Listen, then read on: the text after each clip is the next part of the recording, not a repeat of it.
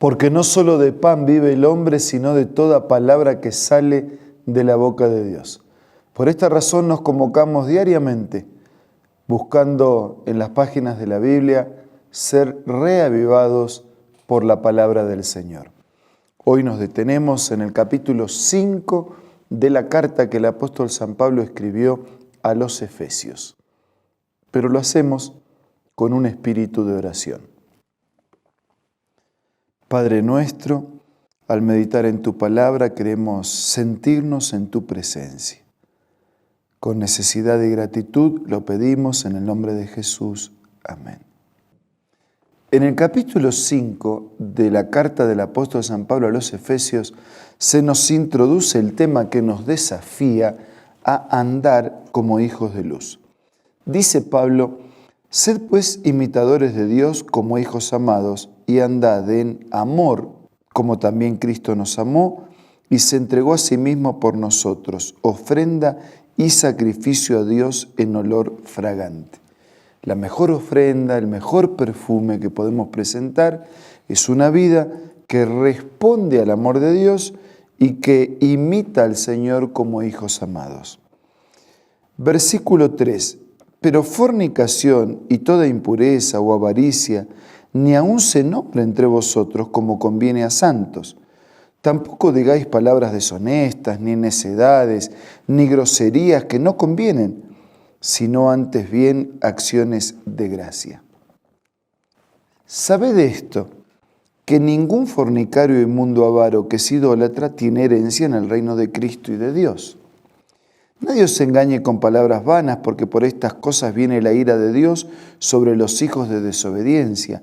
No seáis pues partícipes con ellos, porque en otro tiempo erais tiniebla, pero ahora sois luz en el Señor.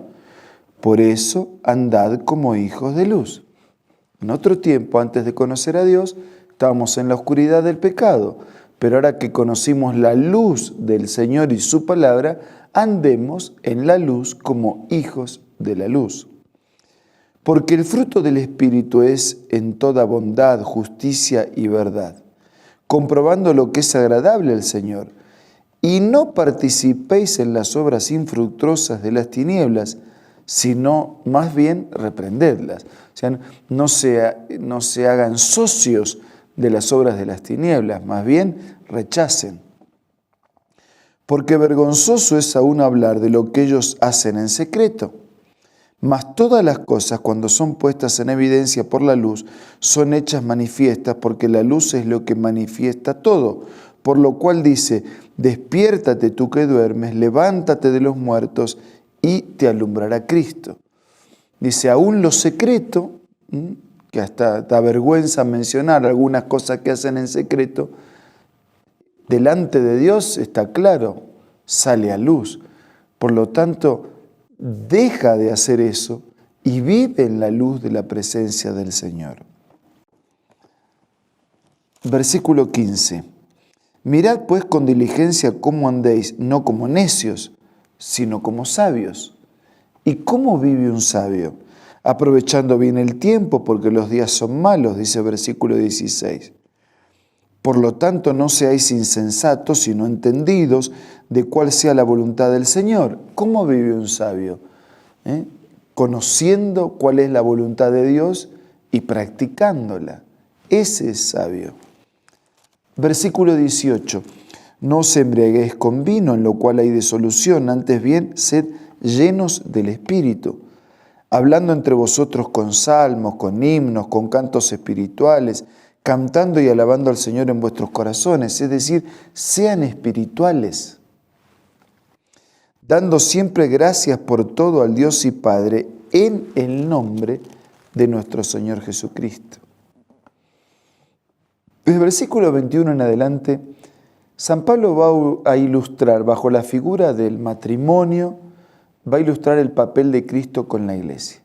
El gran tema en la carta a los Efesios es la iglesia como el instrumento que Dios usa para acercarnos a Él, para cumplir la misión y para preparar un pueblo para recibir el regreso del Señor.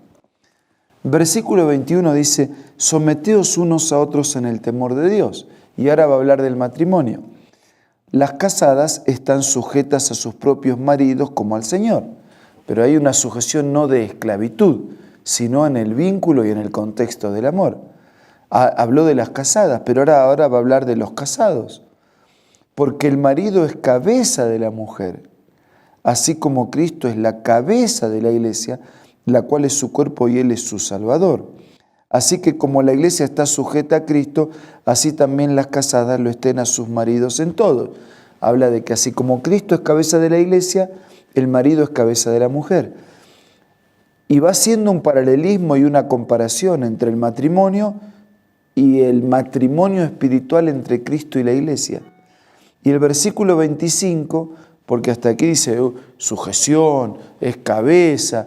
Claro, pero no es esclavitud, no es dominio, es amor. Miren, lo dice versículo 25, maridos, amad a vuestras mujeres, así como Cristo amó a la iglesia y se entregó a sí mismo por ella. El amor de Cristo por la iglesia fue un amor hasta la muerte, que incluyó la muerte. Y dice que el marido tiene que amar a la mujer de la misma manera como Cristo amó a la iglesia. Serían diferentes nuestros matrimonios, todos los matrimonios, si cada uno ama así como Cristo amó, si el esposo ama como Cristo amó a la iglesia, y si la esposa recibe ese amor y ama con pureza y con fidelidad. Y ahora me va a ilustrar cómo puede ser ese amor matrimonial y cómo en realidad es el amor de Cristo para con la iglesia. En primer lugar, es un amor sacrificial, porque dice que se entregó a sí mismo por la iglesia. Versículo 26, para santificarla, habiéndola purificado en el lavamiento del agua por la palabra.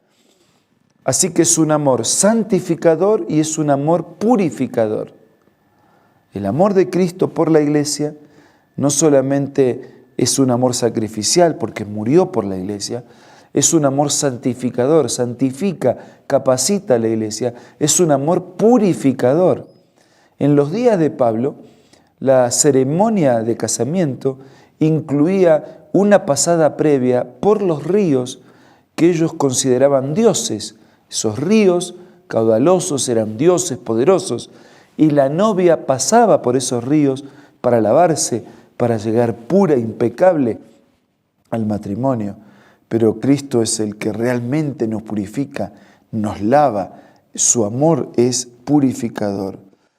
Y todo eso, dice el versículo 27, a fin de presentársela a sí mismo una iglesia gloriosa, que no tenga mancha ni arruga ni cosas semejantes, sino que fuera santa y sin mancha. Presentársela a sí mismo. Cristo ama a la novia, que es su iglesia, la lava, la purifica, la santifica, se sacrifica y se la presenta a sí mismo. Cristo está preparando a su novia para el casamiento definitivo de la eternidad. Como sigue el paralelismo y la comparación, así también los maridos deben amar a sus mujeres como a sus mismos cuerpos. El que ama a su mujer, a sí mismo se ama, porque nadie odió jamás a su propio cuerpo, sino que lo sustenta y lo cuida, como también Cristo a la iglesia. Ahí tenemos otra característica, no solo es amor sacrificial, amor santificador, amor purificador, sino que también es un amor protector, lo sustenta, lo cuida. El marido sustenta y cuida a su esposa, a su familia, debe hacerlo. Jesús sustenta, cuida, protege a su iglesia, lo hace. Pero hay algo más todavía. Versículo 30, porque somos miembros de su cuerpo, de su carne, de sus huesos. Por esto dejará el hombre a su padre y a su madre, se unirá a su mujer y los dos serán una sola carne. Está hablando del matrimonio. Se unen y los dos son una sola carne, una sola vida, un solo proyecto de vida. Está hablando del matrimonio. Está hablando de la fidelidad en el matrimonio. Pero también está hablando de la iglesia. Por eso dice el versículo 32, grande es este misterio, pero yo me refiero a Cristo y a la iglesia. Por lo demás, cada uno de vosotros ame también a su mujer como a sí mismo, y la mujer respete a su marido. Sean fieles, pero sepan que esta fidelidad de un matrimonio es un símbolo, es una ilustración de la fidelidad de Cristo para con la iglesia y de la iglesia para con Cristo. A veces nos encontramos con un Cristo que es extremadamente fiel con su iglesia y la pregunta es, ¿nosotros somos fieles totalmente con el Señor? Agradezcamos a Dios por este amor sacrificial, por este amor santificador, purificador, protector y fiel. Y seamos recíprocos con ese amor del Señor. Ahora vamos a hablar con Dios en la oración.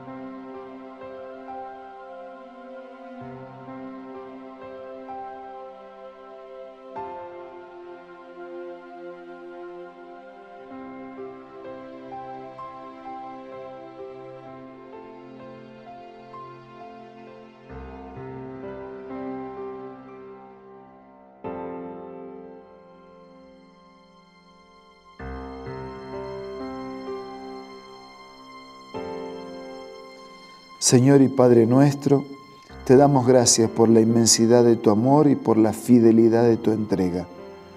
Te pedimos que nos perdones lo que no hemos hecho bien, que tú bendigas cada matrimonio, cada familia que nos escucha, que nos ve, para que si hay algo que deba ser curado, pueda ser curado.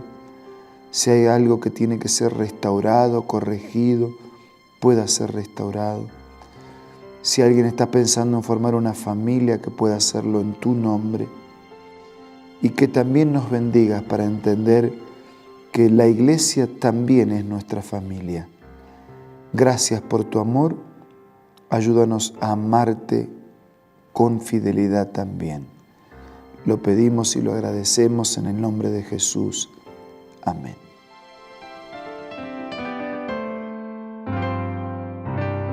La Biblia, la palabra de Dios, es una carta donde nuestro Creador expresa su amor hacia la humanidad.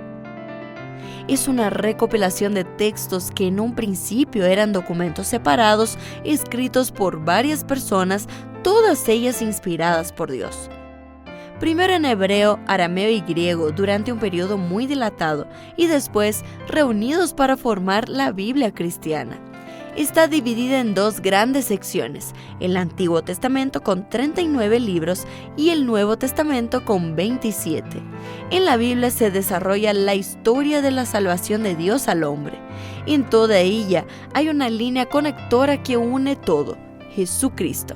Es el personaje principal de la Biblia y el cual trae la revelación definitiva de Dios. Es considerada también el manual de nuestro fabricante. Es vital tener este ejemplar en casa y descubrir su valioso mensaje. Busca también en tu App Store o Play Store y encontrarás varias opciones. No olvides descargar también el aplicativo Reavivados por su palabra y sigue la secuencia de su lectura. La Biblia es la palabra de Dios. Un abrazo para cada uno, nos reencontramos mañana para seguir siendo reavivados por la palabra del Señor.